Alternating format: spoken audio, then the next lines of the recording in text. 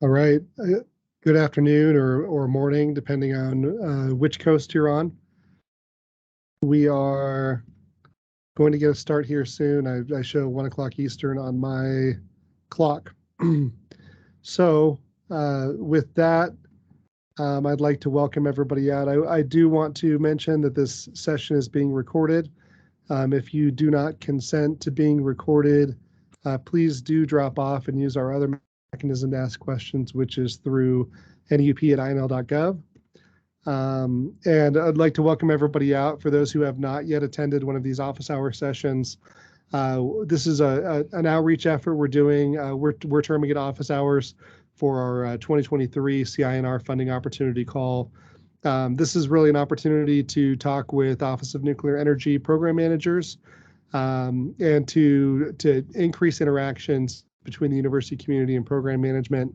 There's really three main objectives we're trying to accomplish here. The first is for you all to understand a little bit more about the DOE programs and ongoing programmatic activities, to receive clarifications about what fits within any mission space or scope, and what fits within the relevant topical areas for each of these sessions.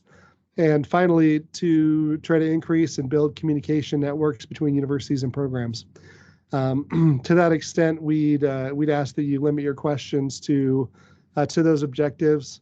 For this specific area, which is our strategic needs area, it's a blue sky area intended to be wide open. I'd like to remind everybody that as such, our review criteria reflect the more open nature of this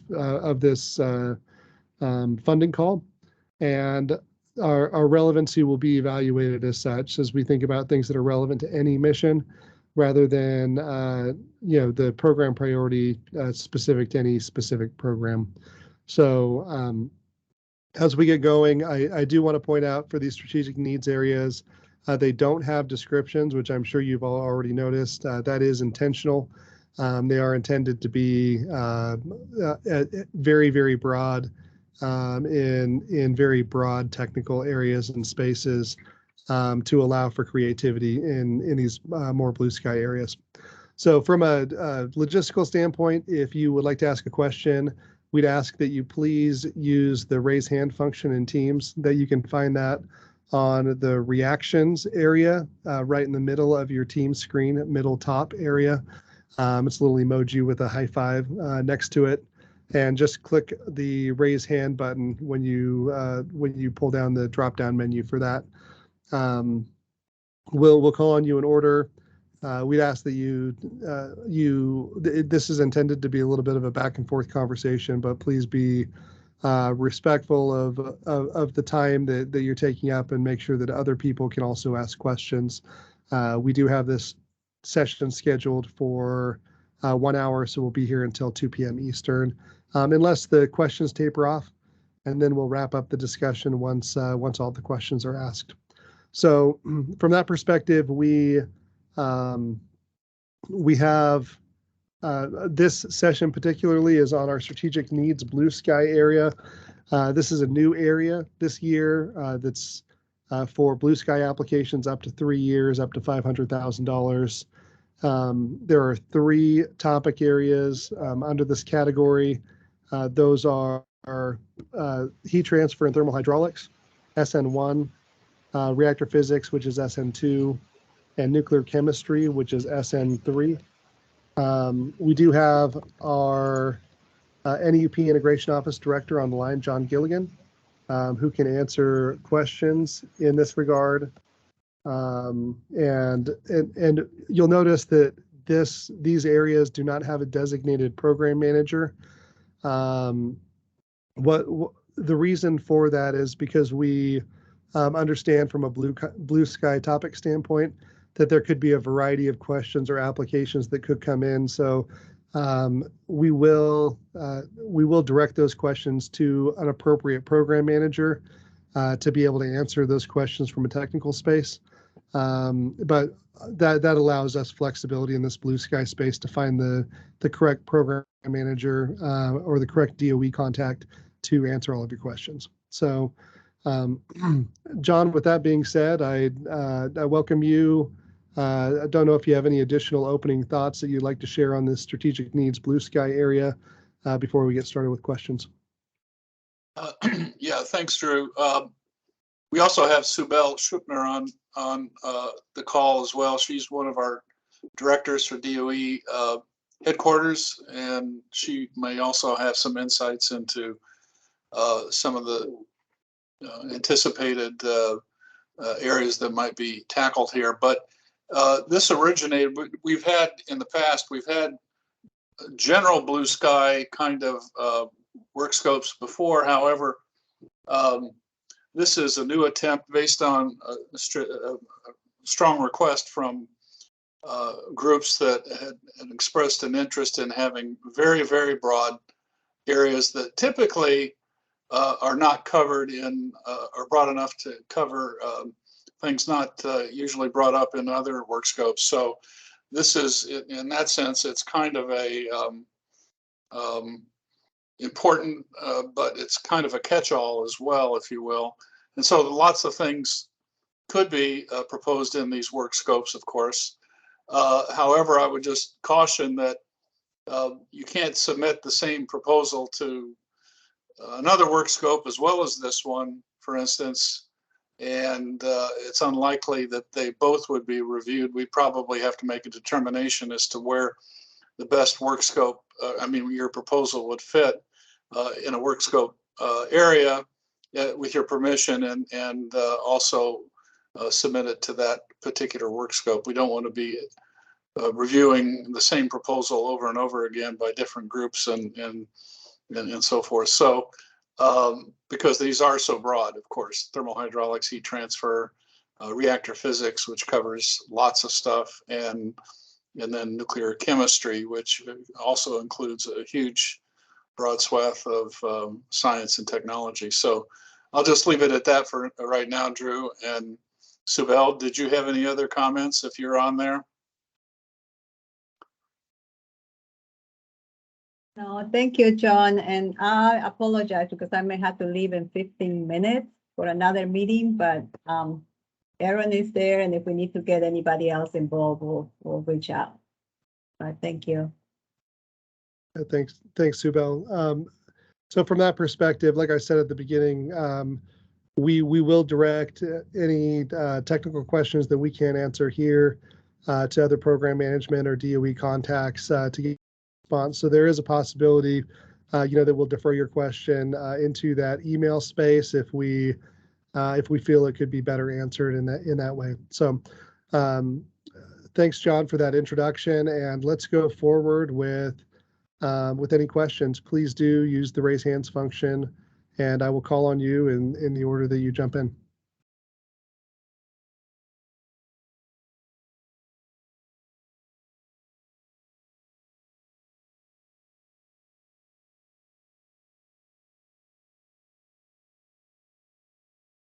Karen Kirkland, go ahead. Good morning. Thank you. I'm from Texas A&M University, and yeah, thank you for giving the opportunity to ask about this. I'm interested in the topic. I wonder if my basic question is there any direction on whether these topics should have a strong educational component in terms of not research, but teaching in other, maybe in the classroom or whatever, because the description starts out as maintaining fundamental skills and knowledge in key nuclear engineering topics. So I'm not sure if you want only research or if you want a strong educational component to these proposals also. Yeah, I think that's a good question, Karen. I guess we hadn't intended specifically for education, although that's not ruled out entirely. So the open-ended nature of these proposals and these work scopes, you would have to make a very, very strong case that that educational component is critical, is missing right now in the whole educational span of what is being tackled at most universities now, and make a very, very strong case as to the need for that, as well as, of course, the innovative nature of what you would be proposing and how you would do it. Would it be possible to tackle that? And then if it's an educational thing, how would it be disseminated and so forth? So I think that's a good point. I guess, although our program primarily, except in the infrastructure area, does have educational component, we typically don't have education, but I don't think it's excluded entirely in this case. Okay, yeah, thank you for mentioning. Yeah, this is a research program. That's why I was a little confused. Thank you. I appreciate the answer.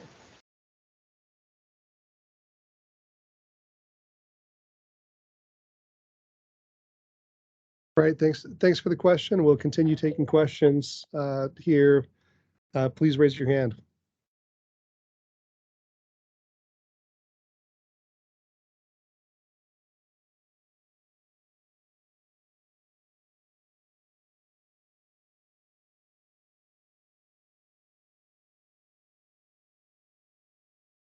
As we wait for additional questions, I'll ask Anna. She has been putting in some resources here on from the nup.gov website for those who have not yet visited the webinar recordings.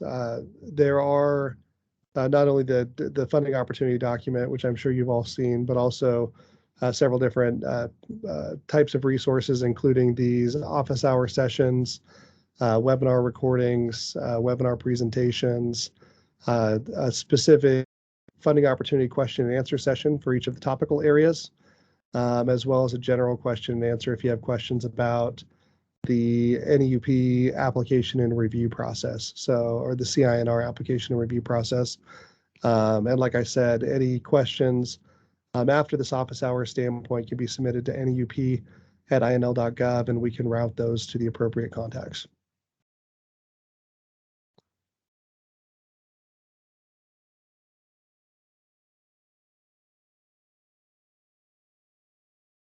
All right, I'm not seeing any additional questions here. We will wait for a few minutes just to make sure that we have given everybody sufficient time.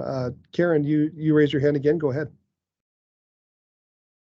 Yes, thank you. Since I was trying to give others the opportunity. But, oh, good. Yeah, no problem. If you don't mind me jumping in again.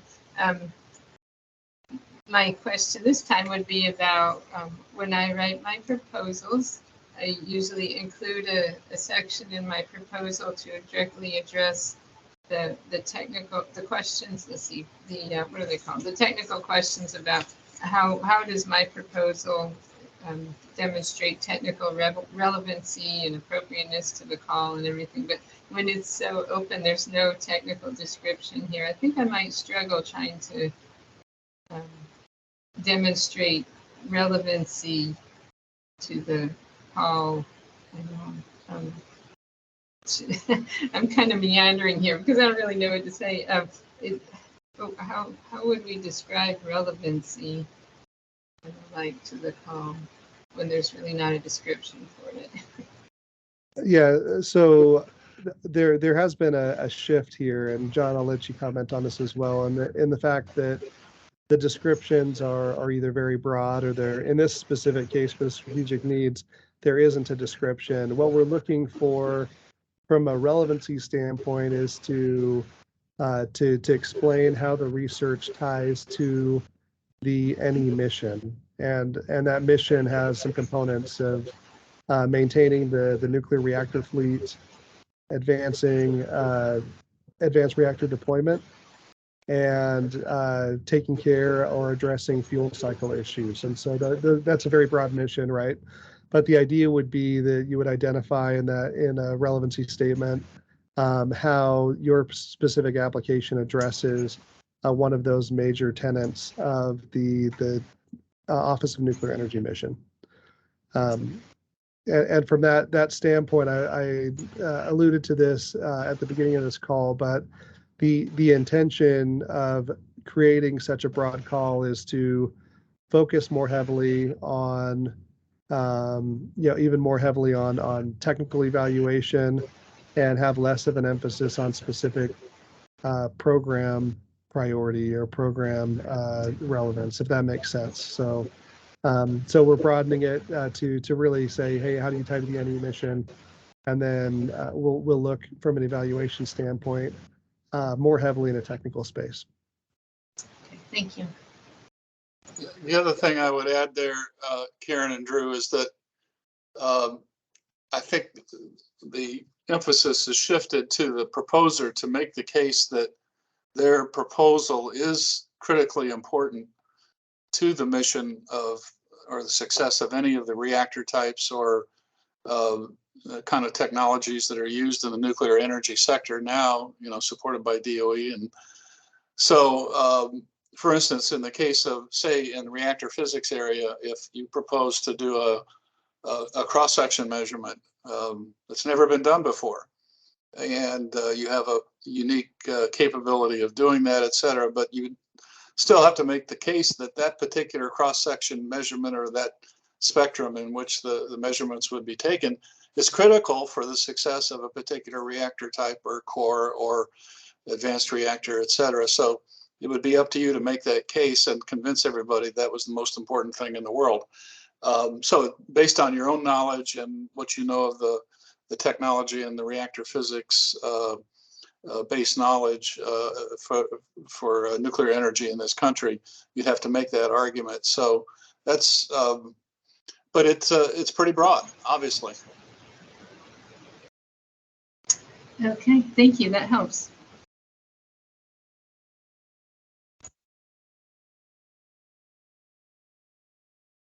All right, any further questions?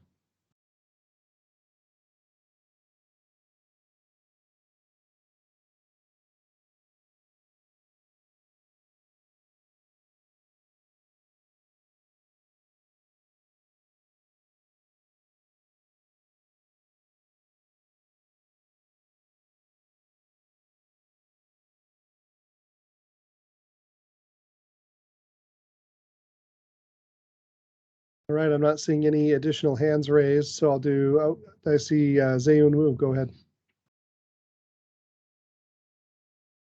You are muted right now. Hello, can you hear me? We can hear you now. Yep, go ahead. Okay, good. I think I take this time to ask, this is blue sky, which means pretty much you can propose anything. I think I'd like to ask, talking about the review process for this blue sky, is there any special thing you're going to implement or this is going to be similar procedure as others, talking about the review process for this proposals from this scope? Thanks. That's a great question. As I alluded to with the last question, there is a shift in the evaluation criteria. That's a shift across the board on all of the application. So it's not that this strategic needs blue sky would be reviewed any differently than the other areas, but like I said previously, the focus across the board for our CINR call this year will be much more heavily focused on technical review and technical evaluation, and have less of an emphasis on program relevance or program priority. So from that standpoint, that type of a philosophy matches the, like a blue sky style area. But to be clear, the intention is to review all of the applications in that manner, not just the blue sky area. Okay, that makes sense. Thanks. Yep.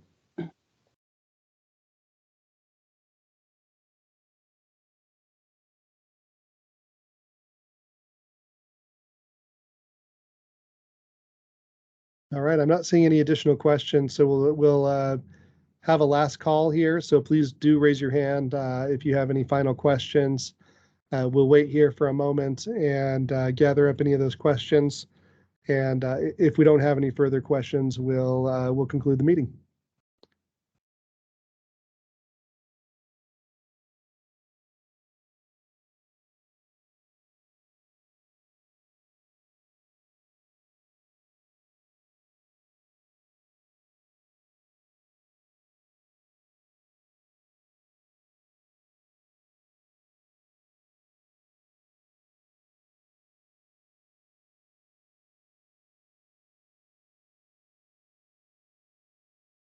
Okay, I don't see any hands raised, so we will conclude the meeting at this point. I do want to thank John, Subel, others for being available to answer questions for the session. As a reminder, the upcoming pre-application due date is October 11th, coming up in a few weeks. If you have additional follow-on questions, like I said, we will route those to the appropriate DOE contact. So please submit those to neup@inl.gov. I would recommend that you submit those as soon as you can so that we can process a response for you and get that back in a timely manner so you can prepare your pre-application. With that, this meeting is concluded, and thanks everyone for attending. Thank you.